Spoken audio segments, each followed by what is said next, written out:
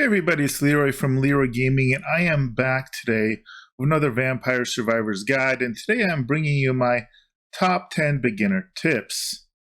So I'm going to go ahead and begin this guide with a tip about checking your collection, and not just to show off. Really what you're doing here is as soon as you do a couple runs, or even your first run, and start unlocking different abilities, you can go here, and when you check out the abilities, what's very interesting is it will give you little tips about the abilities.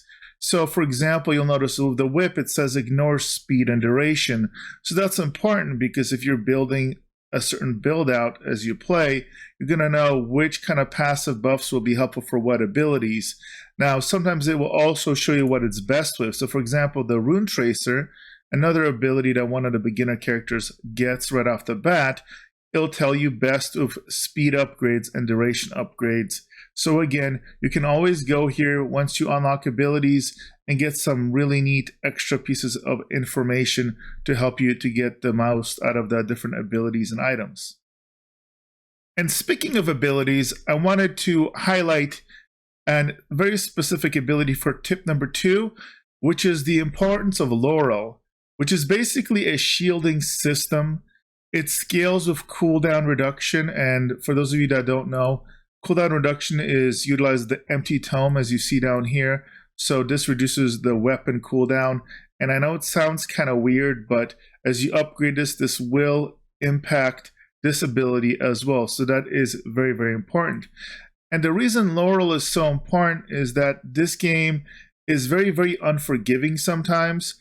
And so what Laurel will let you do is have 1, 2, or 3 periods of invulnerability when you get hit.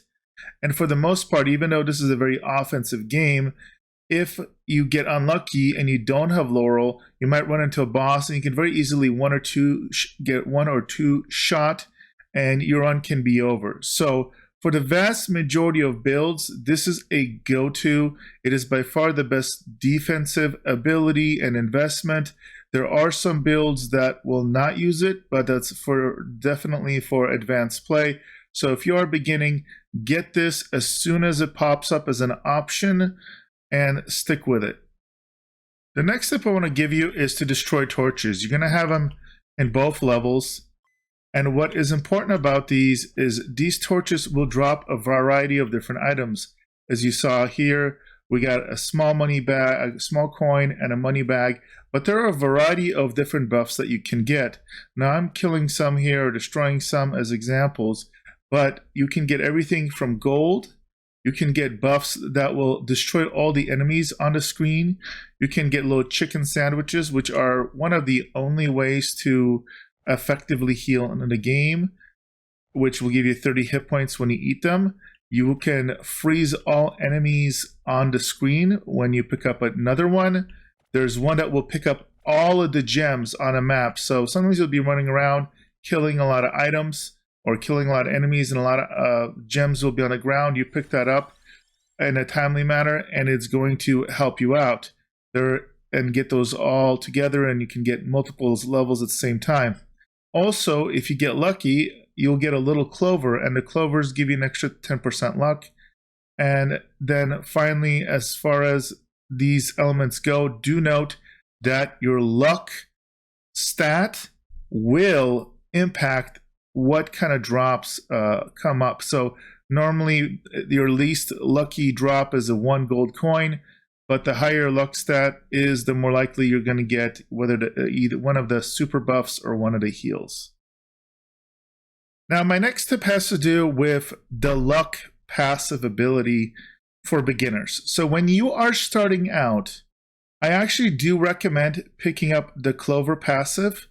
And if you're going to do that, you might as well also pick up the Cross ability, because the Clover is a prerequisite for upgrading the Cross to its kind of upgraded form at max level. So this is going to help you out early on. The importance of luck is on numerous levels. When you do destroy torches, as I mentioned in the previous tip, it will increase the likelihood of you getting better drop. More importantly, are going to be chests that will drop when you kill any of the elites, and the elites are either like the bosses or mobs that you'll see that are kind of larger than other mobs. And those chests can upgrade either 1, 3, or even 5 of your abilities. So if you get a lucky chest, it's the equivalent of getting 5 level ups. The only difference is you don't get to pick new abilities with the chests.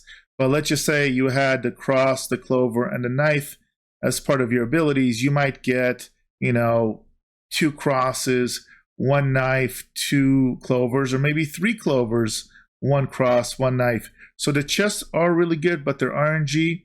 And then finally, certain abilities are going to get benefits from luck and certain items. So it's very important. For the most part, there is an ability that clears out the entire screen.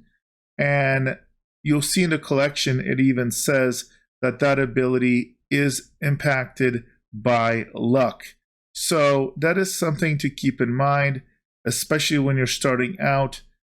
Getting the clover is a good idea. Now, my next tip has to do with the PowerUp system. So the PowerUp system is right here, and you're going to need to get gold from runs to use this. Now, we just talked about luck in the last tip. So my current tip is that for your first 3 upgrades, I highly recommend you get luck. So once you get 3, you will start with plus 30% luck. This is a huge deal.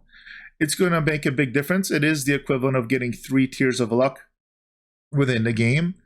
And it will allow you to basically start doing builds that don't pick up luck, because there are reasons to do that. Or if you are going for a luck build, obviously, base build, this will get your luck to really, really high levels, and it can really get quite high, especially once clovers start dropping for you from the torches. So that is my number 1 recommendation to max out under the PowerUp system. Now, my next tip also lies in the PowerUp section, and it has to do with getting 1 check mark in recovery. Now, this is kind of important because there are only 3 different ways to get health in this game. Number 1 is to destroy the different torches in the levels, and they have a chance to drop kind of a little chicken sandwich, and that will give you 30 health. The other way is to get the upgraded version of the whip, which doesn't happen until kind of end game, and that will give you 8 hit points every time you hit an enemy or kill an enemy. I'm not 100% sure about which one, but it's pretty effective. But again, you have to really focus in on the whip and its upgrade form. So the third way to get health is through this recovery effect. Now, in game, during runs, you can get this passive, but this is a horrible use of a passive in game. It just doesn't provide enough of an effect, considering they can only have 6 perks. With that being said, putting 1 point in the PowerUp system into this is worth it, because it may not sound like a lot, recover 0.1 hit points per rank per second, but sometimes you'll take a small amount of damage, and if you are able to avoid damage most of the time, which is what you're going to want to do, this lets you over time heal up that health. It doesn't cost too much, and it can keep you topped off in those times where your shielding drops and you take a little bit of damage. Of course, you can max it out up to 5 eventually, but it can get a little expensive. With that being said, even 1 point gets you some passive regeneration, and over an entire 20 or 30 minute match, this can add up and can literally be a lifesaver. All right, my next tip is that your best defense is going to be your offense. So when you're leveling up and picking different abilities, remember, you will only have room for 6 different active abilities. Now, with the exception of Laurel, which I mentioned earlier, is an amazing ability, and you should definitely pick it up as a beginner, and it is also a part of the majority of advanced builds as well. Outside of this, you want to mainly focus on offensive abilities. I will count the Clock Lancet kind of offensive and defensive. So I'm not talking about that one, but all the other potential passives that pop up that increase your health regen, that lower your damage mitigation, that give you max health, all of those you should avoid as they will not increase your kill speed. And a lot of this game is basically fighting against getting mobbed. So you need to be able to keep your DPS up so you can kill things fast enough and so that you don't get overwhelmed. So again, stick to the offensive abilities and offensive passives. All right, the next tip has to do with timing. So you always want to keep track of what time it is. Every 5 minutes, you're going to have a kind of a difficulty spike. It could be a special encounter that's going to pop up. It could be a boss that pops up. But because it will kind of come out of nowhere and it's going to come quite rapidly, you just want to be prepared for it. So you'll notice here we just hit the 5 minute marker.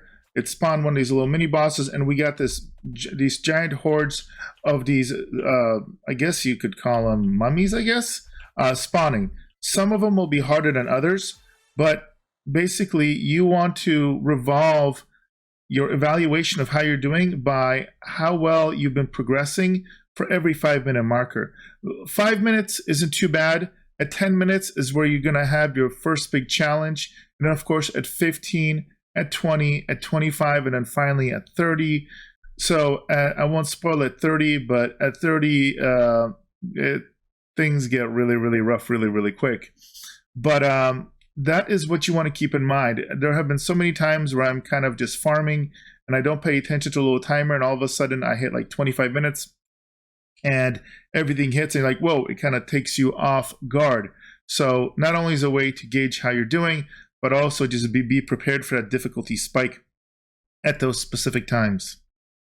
All right, my next tip has to do with dealing with elites and more importantly, bosses. And this may seem like common sense. For example, here's a boss that's Medusa. But the thing you have to remember is whatever you do, you really, really, really need to avoid these Medusas and elites, these bosses in general. Now, I use this as an example. I ran into her, even though previously I felt kind of like a god. I was running around without a shield buff. I was able to basically mow through enemies, never take any damage. But as you saw there, I ran in there. She hit me a couple times. And do note, this is with the upgraded whip, which does life leech. And I died super, super fast. The one confusing side to this game for a lot of players is that this game doesn't tell you how much all the different enemies do as far as damage to you. So various enemies obviously will do various levels of damage to you. Minor enemies, you can kind of run into them, they do a little bit of damage. But when it comes to the elites, and you can normally tell what an elite is they're going to be bigger in size than the average unit here. And then, of course, these bosses like the Medusa or the Reaper, etc., those will one-shot, two-shot, or three-shot you. This is also why, in my previous tip, the shielding is so important, because you can keep yourself from getting one or two shot. But in cases like this, the golden rule is when a boss is out, you want to be kiting far away from them. I like killing them with incidentals, meaning you'll have abilities that are ricocheting or randomly targeting or AoE. That's how you want to kill them. You don't want to get up close. You don't want to focus fire them. You want to go around them, kill all the other mobs, and eventually they will die. Whatever you do, stay far away from the bosses. It's going to save you a lot of heartache. There's nothing more frustrating than getting to 15, 20, 25 minutes in. You think you're going to get a full clear to 30 minutes. You get a little sloppy, you get a little too close to one of these bosses and you die, and then game over. And my final tip has to do with the Clock Lancet ability, which has a chance to freeze enemies in time. And so there are two things about this ability I want to let you know. And one of them, I feel really silly that I didn't even realize it until maybe 5 or 6 hours into play. And you would think that the name Clock Lancet would give it away. But let me show you what I'm talking about. So once you get it, there's two things to note. You'll notice that these rays come out. And the thing I didn't notice is, like a clock, they come out clockwise. So you can see, now you can kind of predict. It goes down, slight angle to the left, a little bit bigger angle, and then all the way to the left. So what's important is this is predictable. As you upgrade this, this will go faster. So eventually when it's maxed out, it will kind of go in a continual circle, which will be an important factor for one of my advanced tips that you're going to want to check out in my advanced video that will be coming out soon. But the other element to this, and why this is such a critical ability, and pretty much so far I've used it in every single one of my main abilities or main builds, is the fact that anything that is frozen cannot hurt you. You can run through it, you can run on top of it, have no issues, and this is very, very important because it's a good way of being able to get yourself out of sticky situations, or also very importantly, if you're trying to maximize DPS, once you get this upgraded a couple tiers where they're frozen for a couple seconds, you can basically run into the center of a bunch of enemies that are frozen, and you're gonna not only kill them, but also have a great spot to kill all the mobs around them. So this ability right here, even though it doesn't seem like it would increase your DPS, it not only helps you dramatically increase your DPS as you play as far from an effective standpoint, but also is an amazing survival tool.